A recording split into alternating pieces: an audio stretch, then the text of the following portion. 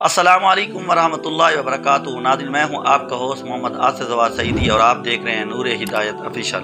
नाज़रीन, हमारे दुरूस कुर्बानी के हवाले से सिलसिला चल रहा है।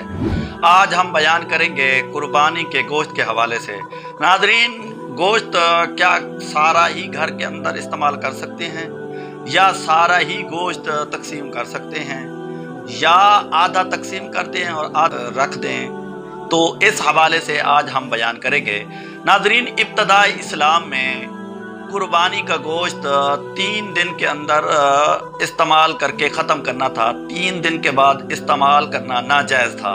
फिर सहाबा इकराम रिज़वानुल्लाहि अलैहिम अजमईन के इसरार पर मेरे आका अलैहिस्सलातु वस्सलाम ने, बानी शरीयत ने हमारे लिए आसानी फरमाई कि पूरे साल ही गोश्त इस्तेमाल कर सकते हो। नाज़रीन, कुर्बानी के गोश्त के हवाले से उलमा इकराम लिखते हैं कि कुर्बानी के गोश्त के 3 हिस्से किए जाएं। एक हिस्सा अपने घर के अंदर रखा जाए और एक हिस्सा अपने अकरबा में, यतीम, मिस्कीन, बेवा, उनके अंदर तकसीम किया जाए। और तीसरा जो हिस्सा होता है उस बारे में उलमा इकराम लिखते हैं कि उसको बाहर तकसीम किया जाए, यानी अकरबा से बाहर। यतीम हो गए, मिस्कीन हो गए, गुरबा हो गए, मांगने वाले हो गए, तीसरा हिस्सा वहाँ तकसीम किया जाए।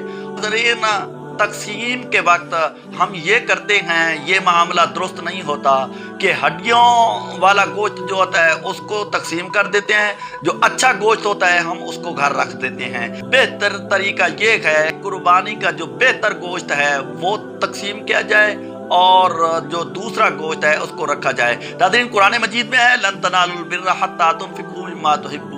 हरगिज़ तुम उस नेकी को नहीं पहुंच सकते जो चीज़ तुम्हें ज़्यादा अजीज़ है वो अल्लाह के रास्ते में खर्च करो। आप अल्लाह के कुर्ब हासिल करना चाहते हैं, सवाब की नीयत से कुर्बानी की है, तो बेहतर तरीका ये है कि कुर्बानी के गोश्त को सभी को मुकम्मली तौर पर मिक्स कर लें और मिक्स करने के बाद उसके 3 हिस्से बना लें। एक हिस्सा अपने घर के अंदर रख लें और दूसरा हिस्सा अपने अकरबा में, जिनका हिस्सा नहीं होता, उनके अंदर तकसीम कर दें।